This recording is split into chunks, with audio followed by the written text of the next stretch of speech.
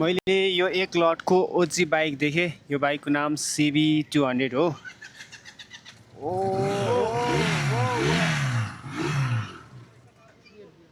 अनि त्यसपछि यो चाहिँ एक लटको हो।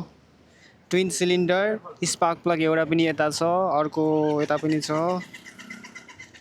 यता पनि छ एउटा स्पार्क प्लग हैन। लाइक ओजी बाइक देखेँ मैले। ल केटा हो, made in Japan, full made in Japan. यो कस्तो राम्रो छ।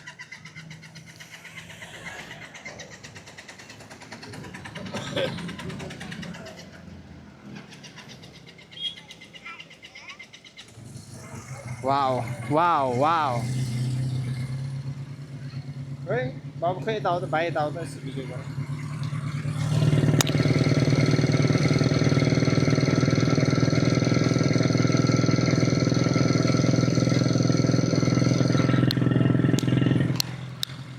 अर्कोतिरको साइलेन्सरको आवाज सुन्दिउँ है त, केही फरक छ कि?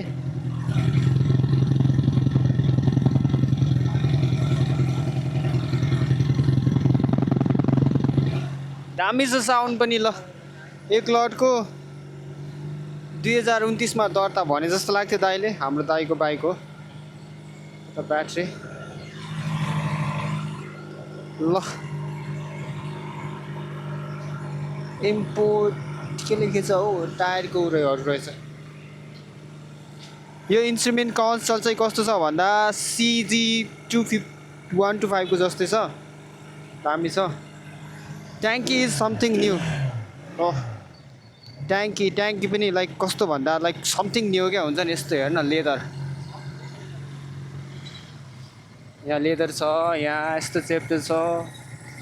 यता इन्जिन दुईटा भइहाल्यो, सिलिन्डर दुईटा भइहाल्यो। यता यता डिस्क ओ यता मोडमा यसो यसको डिस्क हेरौँ ल समथिङ एक्साइटिङ। यो डिस्क हेर त, ओरिजिनल जापानिज डिस्क। यो पहिलाको CG125 मा नि एउटा डिस्कवाला भर्जनमा पनि यस्तै आउँछ आउन चाहिँ। ल अपसाइड डाउन बक्स होइन, अपसाइड डाउन बक्स त 6251 हाम्रो ओजी दाइको बाइक। ल कस्तो राम्रो लाग्यो मलाई चाहिँ।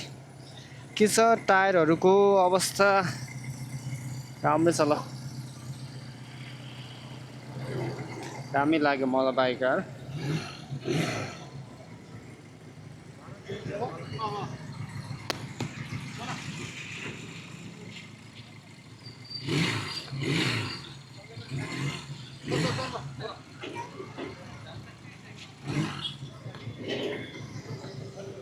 यसको गियरहरू कता कता हो दाइ? पछाडि हान्ने हो? अरू सबै पछाडि हो? ए ल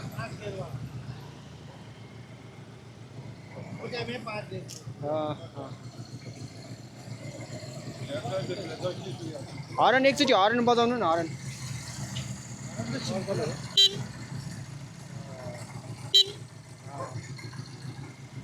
क्लासिक ओजी क्लासिक। ल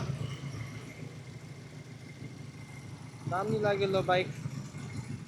यस्तो यस्तो बाइकहरू रियरली देखिन्छ केटा हो होइन। अब यो बाइकलाई चाहिँ भिन्टेज भन्न पाइन्छ क्या होइन। अनि अब CG भयो, त्योहरू चाहिँ क्लासिकमा हो भने चाहिँ यो बाइक चाहिँ अलिकति भिन्टेज भन्न पायो। ल